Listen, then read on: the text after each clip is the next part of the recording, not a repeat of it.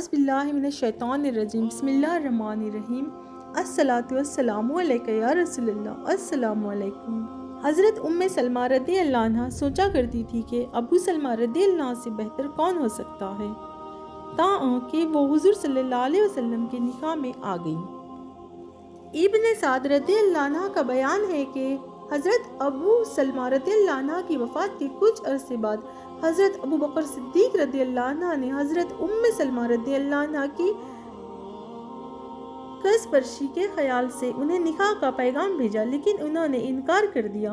حضور نبی کریم صلی اللہ علیہ وسلم بھی حضرت ام سلمہ رضی اللہ عنہ کی قص پرسی اور بے مائگی سے بہت متاثر تھے، اور ابو سلمہ رضی اللہ عنہ اور ام سلمہ رضی اللہ عنہ نے رائے حق میں جو مصیبتیں اٹھائی تھی، حضور صلی اللہ علیہ وسلم کو ان کا بے حد احساس تھا۔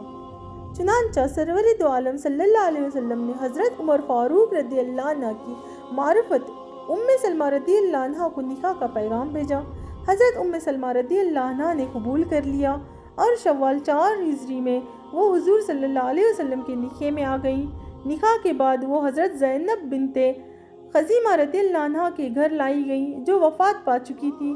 حضرت ام سلمہ رضی اللہ عنہ نے پہلے ہی دن اپنے ہاتھ سے کھانا تیار کیا۔ حضور صلی اللہ علیہ وسلم نے ام سلمہ رضی اللہ عنہ کو خرمے کی چھال سے بھرا ہوا ایک چرمی تکیہ، 2 مسکیزیں اور 2 چکیاں عطا فرمائیں۔ حضور صلی اللہ علیہ وسلم سے نکاح کے بعد بھی انہوں نے اپنے پہلے شوہر کی اولاد کی پرورش نہایت شفقت اور توجہ سے کی۔ ایک دفعہ رسول کریم صلی اللہ علیہ وسلم سے پوچھا، یا رسول اللہ صلی اللہ علیہ وسلم، مجھے ان بچوں کی پرورش کا اجر ملے گا یا نہیں؟ فرمایا، ہاں ضرور ملے گا۔ حضرت سفینہ رضی اللہ عنہ حضرت ام سلمہ رضی اللہ عنہ کی غلام تھی۔ انہوں نے سفینہ رضی اللہ عنہ کو اس شرط پر آزاد کر دیا کہ وہ زندگی بھر نبی کریم صلی اللہ علیہ وسلم کی خدمت کریں گی۔ حضرت ابو لبابہ انصاری رضی اللہ عنہ ایک سادہ دل صحابی تھے۔ غزوہ احزاب کے بعد حضور صلی اللہ علیہ وسلم نے بنو قریظہ کے شریر اور بد عہد یہودیوں کا محاصرہ کیا، تو آپ صلی اللہ علیہ وسلم نے حضرت ابو لبابہ رضی اللہ عنہ کو یہودیوں سے گفتگو کے لیے بھیجا۔ دوران گفتگو میں ان سے ایک ایسا اشارہ ہو گیا جس سے اندازہ ہوتا تھا کہ حضور صلی اللہ علیہ وسلم کا ارادہ یہودیوں کو قتل کرنے کا ہے۔ حضرت ابو لبابہ رضی اللہ عنہ کو بعد میں احساس ہوا کہ انہوں نے مسلمانوں کا راز فاش کیا ہے، تو بہت منفعل ہوئے۔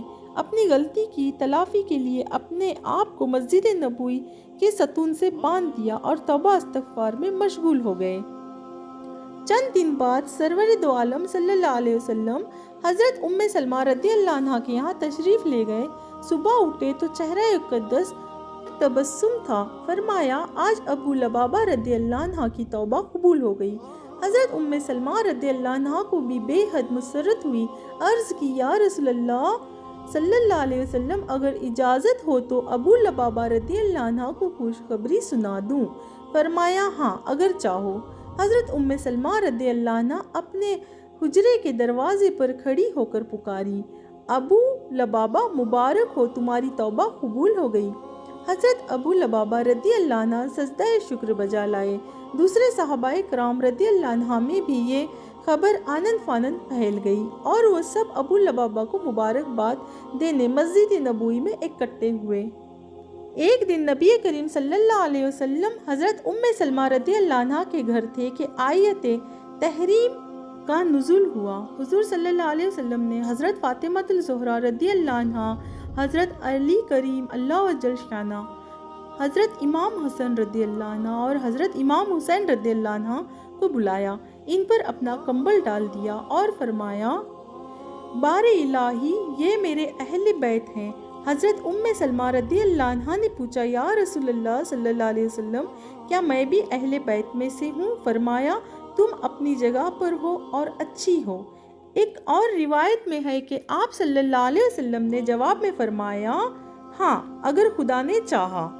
6 ہجری میں رسول کریم صلی اللہ علیہ وسلم نے 1400 صحابہ کے ہمراہ حج بیت اللہ کے لیے مکہ کے عزم فرمایا۔ قریش نے سنا تو انہوں نے مسلمانوں کی مزاحمت کا ارادہ کر لیا۔ حضور صلی اللہ علیہ وسلم کو قریش کے عزائم کا علم ہوا تو آپ نے مکہ میں چند میل کے فاصلے پر حدیبیہ کے مقام پر قیام فرمایا اور حضرت عثمان ذو النورین رضی اللہ عنہ کے ذریعے قریش کو پیغام بھیجا کہ ہمارا لڑنے کا ارادہ نہیں ہے، صرف حج کرنا مقصد ہے۔ حضرت عثمان رضی اللہ عنہ کے جانے کے بعد افواہ پھیل گئی کہ قریش نے انہیں شہید کر دیا ہے۔ اس وقت نبی کریم صلی اللہ علیہ وسلم نے تمام صحابہ رضی اللہ عنہ سے جانشاری کی بیعت لی کہ اگر قریش مکہ سے ان کے ظلم کا انتقام لینے کے لیے لڑنا بھی پڑا تو آخری دم تک لڑیں گے۔ یہ بیعت تاریخ میں بیعت رضوان کے نام سے مشہور ہے۔ اس بیعت کا حال سن کر قریش مرعوب ہو گئے اور انہوں نے ان شرائط پر مسلمان سے صلح کر لی۔ 10 سال تک باہمی صلح رہے گی، دونوں طرف سے کسی کی آمد و رفت میں روک ٹوک نہ کی جائے گی۔ اگلے سال مسلمانوں کو طواف بیت اللہ کی اجازت ہوگی، لیکن طواف کے وقت ان کے پاس کوئی ہتھیار نہ ہوگا۔ تمام قبائل مختار ہیں، خواہ قریش سے مل جائیں یا مسلمانوں کے ساتھ دیں۔ حلیف قبائل کے بھی یہی حقوق ہوں گے۔ اگر قریش کا کوئی شخص مسلمان ہو کر رسول کریم صلی اللہ علیہ وسلم کے پاس چلا جائے تو قریش کے طلب کرنے پر اسے واپس کر دیا جائے گا، لیکن اگر کوئی شخص مرتد ہو کر قریش کے پاس چلا جائے گا تو قریش اسے واپس نہ کرے گا۔ رسول کریم صلی اللہ علیہ وسلم نے حکم الہی کے متحد یہ شرط منظور کر لی، لیکن عام مسلمان جو مصلحت خداوندی کو نہ سمجھ سکے ان شرائط سے بہت شکستہ دل ہوئے، کیونکہ انہیں وہ مسلمان کے مفاد کے خلاف معلوم ہوتی تھی۔ حضور صلی اللہ علیہ وسلم نے صلح کے بعد مسلمانوں کو حکم دیا کہ وہ قربانی کریں۔ شکستہ دل صحابہ رضی اللہ عنہ نے قربانیاں دینے میں کچھ تعمیل کیا۔ حضور صلی اللہ علیہ وسلم اس سے ملول ہوئے۔ حضرت ام سلمہ رضی اللہ عنہ آپ صلی اللہ علیہ وسلم کے ہمراہ تھیں۔ آپ صلی اللہ علیہ وسلم نے ان سے ذکر کیا تو انہوں نے مشورہ دیا، یا رسول اللہ صلی اللہ علیہ وسلم، مسلمانوں نے آپ صلی اللہ علیہ وسلم کا فرمان اچھی طرح نہیں سمجھا۔ آپ صلی اللہ علیہ وسلم خود باہر نکل کر قربانی کریں اور احرام اتارنے کے لیے بال منڈوائیں۔ حضور صلی اللہ علیہ وسلم نے حضرت ام سلمہ رضی اللہ عنہ کا مشورہ قبول کر لیا اور کسی سے کچھ کہے بغیر خود ہی قربانی کی اور احرام اتارا۔ جب صحابہ کرام رضی اللہ عنہ نے دیکھا کہ حضور صلی اللہ علیہ وسلم کا فرمان حتمی ہے تو سب نے دھڑا دھڑ قربانیاں کی اور سر کے بال منڈا دیے۔ حضرت ام سلمہ رضی اللہ عنہ کو حدیث سننے کا بہت شوق تھا۔ ایک دن بال گندوا رہی تھی کہ رسول کریم صلی اللہ علیہ وسلم منبر پہ تشریف لائے اور خطبہ دینا شروع کیا۔ ابھی زبان مبارک سے یا ایھا الناس ہی نکلا تھا کہ مشاطہ کو حکم دیا کہ بال باندھو۔ اس نے کہا، اتنی بھی کیا جلدی ہے، ابھی تو حضور صلی اللہ علیہ وسلم نے ایھا الناس ہی فرمایا ہے۔ حضرت ام سلمہ رضی اللہ عنہ اٹھ کھڑی ہوئی، اپنے بال خود باندھے اور برہمی سے بولی، کیا ہم آدمیوں میں شامل نہیں ہیں؟ اس کے بعد بڑے اہتمام سے پورا خطبہ سنا۔ سرور عالم صلی اللہ علیہ وسلم سے نہایت عقیدت تھی۔ حضور صلی اللہ علیہ وسلم کے موئے مبارک تبرکتاً چاندی کے ایک ڈبے میں محفوظ رکھے تھے۔ صحیح بخاری میں ہے کہ صحابہ رضی اللہ عنہ میں سے کسی کو تکلیف پہنچتی تو وہ ایک پیالہ پانی سے بھر کر ان کے پاس لاتے، وہ موئے مبارک نکال کر اس پانی میں حرکت دے دیتے، اس کی برکت سے تکلیف دور ہو جاتی۔ سبحان اللہ۔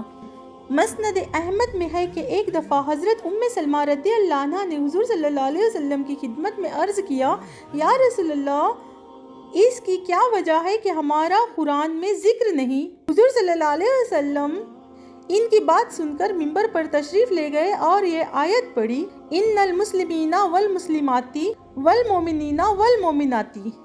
علامہ ابن سعد رحمۃ اللہ علیہ کا بیان ہے کہ 11 ہجری میں سرور عالم صلی اللہ علیہ وسلم علیل ہو گئے تو حضرت ام سلمہ رضی اللہ عنہ حضور صلی اللہ علیہ وسلم کی خیر گیری کے لیے اکثر حضرت عائشہ صدیقہ رضی اللہ عنہ کے حجرے میں جاتی تھیں۔ ایک دن حضور صلی اللہ علیہ وسلم کو بہت علیل دیکھا تو ان کی چیخیں نکل گئی۔ حضور صلی اللہ علیہ وسلم نے منع فرمایا کہ مصیبت میں چیخنا مسلمانوں کے لیے مناسب نہیں۔ حضرت ام سلمہ رضی اللہ عنہا کی زندگی نہایت زاہدانہ تھی، عبادت الہی میں بڑا شغف تھا، ہر مہینے میں 3 روزے بلا التعظیم رکھتی تھی، رمضان المبارک کے روزوں کے علاوہ امر و نواہی کی بھی بے حد پابند تھی۔ مرتبہ ایک ہار پہن لیا جس میں کچھ سونا بھی شامل تھا، حضور صلی اللہ علیہ وسلم نے اس کو ناپسند فرمایا تو اس کو اتار ڈالا یا توڑ دیا۔ مسند احمد بن حنبل میں روایت ہے کہ 61 ہجری میں جس دن امام حسین رضی اللہ عنہ نے اپنے عظیم المرتبت رفیقہ کے ساتھ دشت کربلا میں جام شہادت نوش کیا، حضرت ام سلمہ رضی اللہ عنہ نے خواب میں دیکھا کہ رحمت دو عالم صلی اللہ علیہ وسلم تشریف لائے ہیں، سر اور ریش مبارک غبار آلود ہے اور بہت غم زدہ ہیں۔ حضرت ام سلمہ رضی اللہ عنہ نے پوچھا، یا رسول اللہ صلی اللہ علیہ وسلم کیا حال ہے؟ فرمایا، حسین رضی اللہ عنہ کے مقتل سے آ رہا ہوں۔ حضرت ام سلمہ رضی اللہ عنہ کی آنکھ کھل گئی، بے اختیار رونے لگی اور بلند آواز سے فرمایا، عراقیوں نے حسین رضی اللہ عنہ کو قتل کیا، خدا انہیں قتل کرے۔ انہوں نے حسین رضی اللہ عنہ سے دغا کی، خدا ان پر لعنت کرے۔ حضرت ام سلمہ رضی اللہ عنہ اپنے باپ کی ماں بے حد سکی تھی، دوسروں کو بھی سخاوت کی ترغیب دیتی تھی۔ ناممکن تھا کہ کوئی سائل ان کے گھر سے خالی ہاتھ چلا جائے، زیادہ نہ ہوتا تو تھوڑا یا جو کچھ بھی ہوتا سائل کو دے ڈالتی۔ ایک مرتبہ چند مساکین جن میں عورتیں بھی تھیں ان کے گھر آئیں اور بڑی لجاجت سے سوال کیا۔ ام الحسن رضی اللہ عنہ ان کے پاس بیٹھی تھی، انہوں نے ان کو سخت سست کہا۔ حضرت ام سلمہ رضی اللہ عنہ نے ان کو روکا اور فرمایا، ہم کو اس کا حکم نہیں۔ پھر لونڈی کو حکم دیا کہ ان کو خالی ہاتھ نہ جانے دو اور کچھ نہ کچھ ہو تو ایک ایک ہی ان کے ہاتھ پر رکھ دو۔ حضرت ام سلمہ رضی اللہ عنہ سے 378 حدیثیں مروی ہیں۔ فضل و کمال میں حضرت عائشہ صدیقہ رضی اللہ عنہ کے بعد انہی کا درجہ مانا جاتا ہے۔ قرآن کی قرات نہایت عمدہ طریقے سے کرتی تھی اور یہ حضور صلی اللہ علیہ وسلم کی قرات سے مشابہت رکھتی تھی۔ اللہ تعالیٰ نے انہیں خوب روئی، علم، ذہانیت اور اعصابیت رائے کی نعمتوں سے کافی حصہ دیا تھا۔ علامہ ابن خیم رحمۃ اللہ علیہ کا بیان ہے کہ حضرت ام سلمہ رضی اللہ عنہ کا فتوے سے ایک چھوٹا سا رسالہ تیار ہو سکتا ہے۔ ان کے فتوے بالعموم متفق علیہ ہیں۔ حضرت ام سلمہ رضی اللہ عنہ نے 63 ہجری میں 84 سال کی عمر میں وفات پائی۔ حضرت ابو ہریرہ رضی اللہ عنہ سے نماز جنازہ پڑھائی۔ حضور کریم صلی اللہ علیہ وسلم کے صلب مبارک سے ان کی کوئی اولاد نہیں ہوئی۔ 4 بچے، 2 لڑکے اور 2 لڑکیاں ابو سلمہ رضی اللہ عنہ سے تھیں۔ ان کے نام یہ ہیں: سلمہ رضی اللہ عنہ حبش میں پیدا ہوئی۔ رسول کریم صلی اللہ علیہ وسلم نے حضرت حمزہ رضی اللہ عنہ کے دختر امام کا نکاح ان سے کیا تھا۔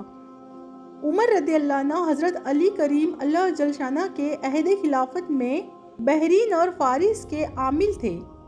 تیسرے اور چوتھے زینب رضی اللہ عنہ اور درہ رضی اللہ عنہ کی روایت دیگر رقیہ رضی اللہ عنہ صاحبزادیاں تھیں رضی اللہ عنہ۔